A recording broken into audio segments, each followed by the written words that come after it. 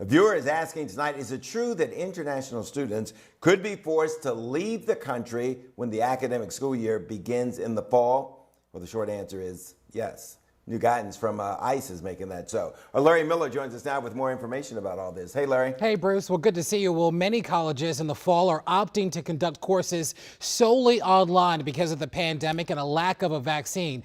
ICE says that accommodation impacts students with F1 or M1 visas.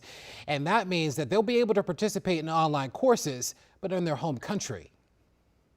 My fear is that at some point there might be an uptick in the cases of COVID-19 in the surrounding areas, and that the school might be forced to close. And if that happens, Raul Romero could be forced to return home to Venezuela. For me, there's an additional layer. I'm also worried about my family, what's happening to them. Romero is a student at Kenyon College in Ohio and interns at the Venezuelan embassy here in D.C.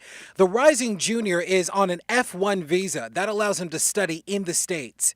ICE, or U.S. Immigration and Customs Enforcement, says students studying on an F1 or M1 visa are not allowed to remain in the country if their schools conduct classes solely online in the fall. Many schools are turning to online-only classes because of safety concerns with COVID-19. Harvard and MIT filed lawsuits Wednesday morning against the Department of Homeland Security.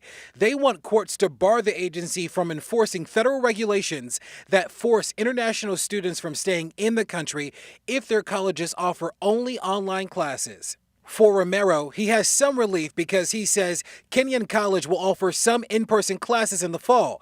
But if he's sent back to Venezuela, given the ongoing crisis in the country, he's not sure he could return home. It's very risky and even impossible for me to return to Venezuela. There are no incoming flights. Basically, almost international flight is restricted. So I would certainly have to go to a third country, for instance.